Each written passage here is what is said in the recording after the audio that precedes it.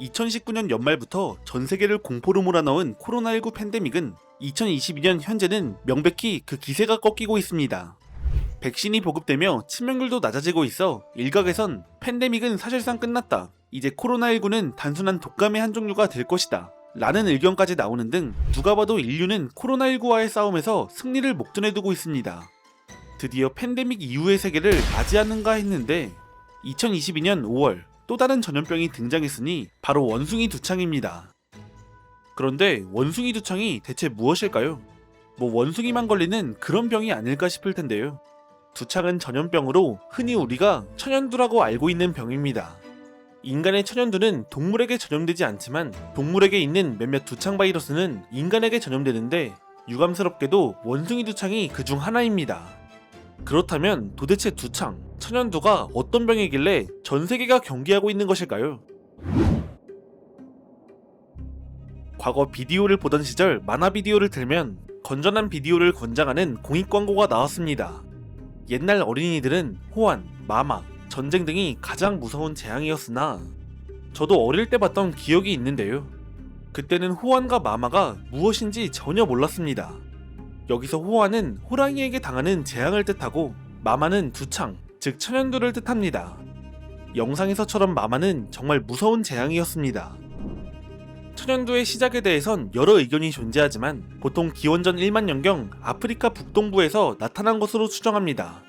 천연두는 영어로 스몰팍스라고 하는데 이것은 작은 반점이란 뜻으로 실제로 천연두에 감염되면 고열과 각종 통증이 나타나면서 온몸에 물집이 생깁니다. 물집엔 고름이 차고 감염자에겐 통증과 가려움을 유발했죠.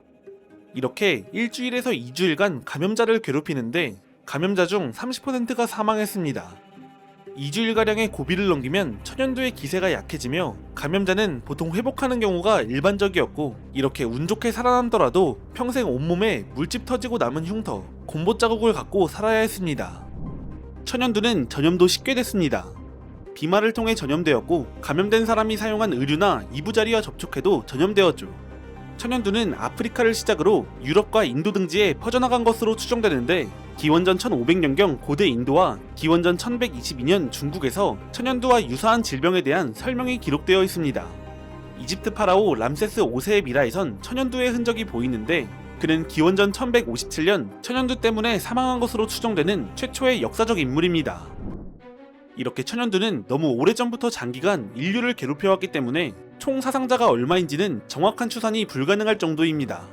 17세기까지 유럽에서만 적어도 매년 40만 명이 천연두로 사망한 것으로 보이며 감염자 중 생존한 이들도 적지 않은 수가 실명, 흉터 등의 후유증으로 고생했습니다.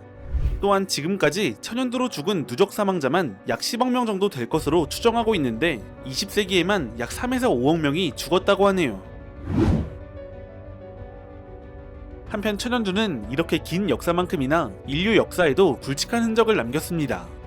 기원전 5세기 중반 당시 전성기를 누리던 아테네에서 유행해 아테네 인구의 4분의 1이 죽고 지도자인 페리클레스를 죽음으로 몰고 간 아테네 역병도 최근엔 천연두로 보기도 하고 2세기 중반에 유행해 당시 로마 제국 총 인구의 10%가 사망한 안토니누스 역병, 3세기에 유행해 하루에 5,000명의 사망자를 발생시키며 군인 황제 시대 로마 제국에 혼란을 가중시킨 키프로스 역병을 현대의 학자들은 천연두를 범인으로 보고 있습니다.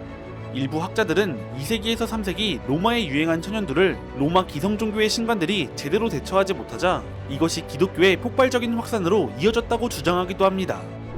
유럽에서 지독할 만큼 사람을 많이 죽인 천연두는 동서교역로를 통해 다시 중국에서 유행합니다. 4세기경 유행해 중국 의학서 주우비급방에 기록이 나타나고 한반도엔 정확하진 않지만 삼국시대에 들어온 것으로 추정됩니다. 일본엔 6세기 후반에 전파되었는데 8세기에 크게 유행해 당시 일본 인구의 3분의 1가량이 천연두로 죽기도 했습니다. 한편 이 천연두가 치명적인 피해를 입힌 또 다른 대륙이 있었으니 바로 아메리카 대륙입니다. 보통 인간이 감염되는 전염병은 가축을 기르면서 급속히 늘어나는데 유라시아와 아프리카의 문명은 여러 가축을 많이 길렀기 때문에 전염병에 많이 노출되었고 대대손손 감염되고 회복하며 어느 정도 내성이 있었습니다. 그러나 아메리카에 존재하는 가축은 단 5종뿐으로 그나마도 가축을 키우는 경우가 적었기 때문에 가축을 통해 감염되는 바이러스 면역력이 낮았습니다. 이 때문에 신항로 개척과 함께 유럽인들이 들어오자 그야말로 헬게이트가 열렸습니다. 아즈텍의 경우 스페인 침공 이전에 비해 약 70%에서 90%의 사람이 죽었죠. 물론 한땐 이러한 몰살이 모두 천연두 때문으로 여겨졌지만 최근 연구에선 천연두가 가장 중요한 원인 중 하나이긴 해도 유럽인들의 직접적인 학살과 착취, 기근, 천연두 외에 기타 전염병 등이 합쳐진 복합적인 원인으로 추정합니다. 최근엔 병자호란과 관련된 특이한 견해도 제시되었는데 조선에서의 천연두 유행으로 홍타이지가 전쟁의 조기 종결을 서둘렀다는 견해입니다. 1637년 1월 16일 청군 진영에 마마 환자가 발생했고 이것은 청나라가 조선 조정을 강화 협상으로 끌어들인 중요한 이유가 되었다는 것입니다. 또한 천연두는 지위고하와 재산을 막론하고 누구든지 걸릴 수 있었기 때문에 권력자들의 운명을 바꿔놓기도 했습니다. 11세기 초 동로마 제국 황제 콘스탄티누스 8세에겐 딸만 셋이 있었는데 모두 정통성에 문제가 없었고 셋 중 2명이 후일 동로마 제국의 황제가 됩니다. 이때 정작 장녀인 유도키아는 황제는커녕 평생 수도원에 감금되어 살았는데요. 이유는 그녀가 천연두에 걸렸다가 살아남아 전신에 곰보 자국이 가득했기 때문이었습니다. 이외에도 카페 왕조의 창시자 위그 카페, 네덜란드의 빌럼 2세, 청나라 3대 왕제 순치제 등 여러 인물이 천연두로 죽었고 미국 초대 대통령 조지 워싱턴이나 조선의 숙종이 천연두로 사경을 헤매기도 했습니다. 이렇듯 천연두가 한번 유행할 때마다 인류의 역사는 많은 부분이 뒤집어졌지만 당시의 열악한 의료기술론 마땅히 치료할 방법이 없었습니다. 때문에 각종 미신이 판쳤는데 대표적으로 환자의 몸에서 오염된 피를 뽑아내는 사혈류법과 매일 12병의 맥주를 마셔 신진대사를 자극하는 방법, 환자를 아주 뜨겁거나 차가운 방에 감금하는 방법 등이 있었습니다. 또한 유럽인들은 빨간색이 천연두를 물리칠 수 있다고 믿어 환자를 감금하는 방을 온통 빨간색으로 꾸미면 천연두를 퇴치할 수 있다고 믿기도 했습니다. 당연히 특별한 효과는 없었습니다. 우리나라도 천연두에 대한 대응은 별 다르지 않았습니다. 전염병을 귀신이 옮긴다고 믿어 무당을 불러 구슬하거나 제사를 지내는 등 각종 미신에 기반한 민간요법이 횡행했죠. 미신 중엔 두창귀신이 물고기나 고기 등 잡내가 나는 음식을 싫어해 난리치지 않게 해 조용히 보내려면 환자에게 물고기와 고기를 먹이면 안 된다는 이야기도 있었습니다. 당연히 환자에게 영양 보충은 중요했으니 역효과가 났을 것으로 보입니다. 다만 이 시기에도 천연두가 극복 가능하다고 말하는 사람이 있었습니다. 숙종의 어이 유양은 종전까지의 통념을 정면으로 거부하고 천연두에 걸린 숙종에게 각종 고기를 먹여 영양을 충분히 공급해야 한다고 주장했으며 숙종의 어머니가 이를 반대하자 전하의 증세가 악화되면 제 목을 치셔도 좋다고 말하며 강행했습니다. 결국 그는 치료에 성공했고 이후에도 세자를 비롯해 숙종의 다른 아들이나 왕비 등이 걸린 천연두를 연달아 치료해 숙종의 총애를 받았습니다. 물론 정근대에 천연두에 대한 의미 있는 치료와 예방법이 아주 없던 것은 아니었습니다. 천연두는 한 번 걸렸던 사람에게 2번 다시 걸리지 않는 특성이 있었고 만약 의도적으로 아주 경미한 증상을 가진 천연두를 인위적으로 감염시킨다면 어느 정도 극복이 가능하겠죠. 몇몇 선각자들은 이러한 특징에 주목해 예방을 시도했으니 바로 종두법의 시작이었습니다. 지역마다 조금씩 차이는 있지만 기본적으로 천연두에 걸렸던 사람의 고름을 채취해 천연두에 걸리지 않은 사람에게 투입하고 약한 천연두를 앓게 하는 인두법을 사용했습니다. 이 방법을 처음 시작한 것은 중국으로 적어도 11세기부터 사용한 것으로 보입니다.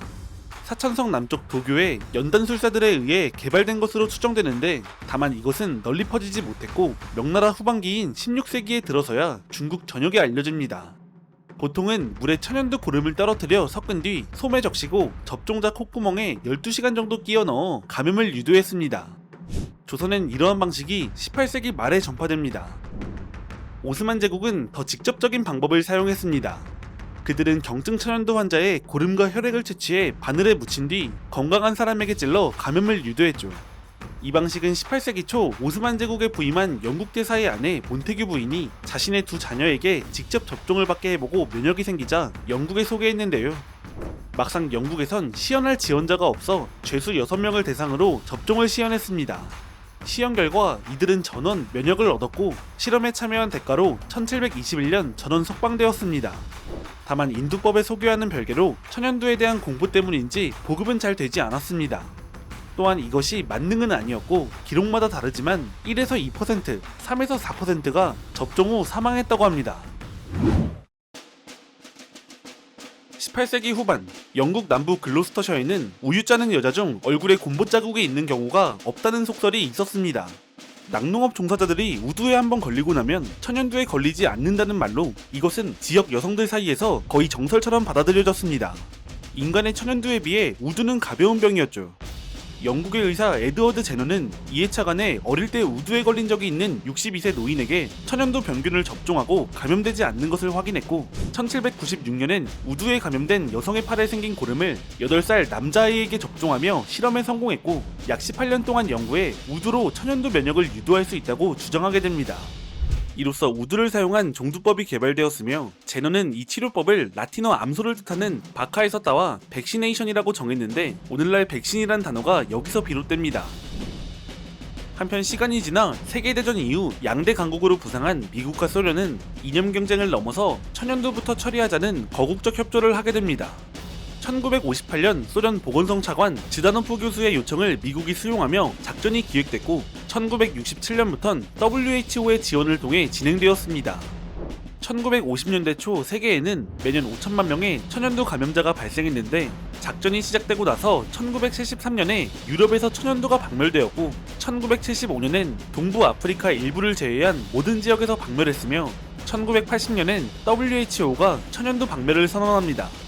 현재 지구상엔 천연두 바이러스가 미국과 러시아 연구소 각각 2곳에 연구용으로만 남아있습니다. 그렇다면 다시 앞의 질문을 가져와 봅시다. 전 세계가 원숭이 두창을 경계하는 이유는 무엇일까요? 앞에서 봤듯이 천연두는 치명적인 바이러스이며 인류는 이 천연두를 박멸했습니다. 때문에 1970년대 이후 지금 세대는 천연두 예방접종을 하지 않았고, 현 인류의 대부분은 천연두에 대한 면역 자체가 없죠. 그러나 천연두가 인간이 농사를 짓고 가축을 키우면서 인간에게 넘어왔듯이 동물의 두창 바이러스는 언젠가 다시 인간에게 올 수도 있습니다. 이렇게 새로운 바이러스를 경계해야 하는 상황에서 원숭이 두창이 등장한 것입니다. 이미 인류는 한 차례 천연두 박멸에 성공한 만큼 원숭이 두창에도 잘 대응하겠지만, 앞으로 이것을 넘어서 다양한 바이러스를 경계해야 할 것입니다.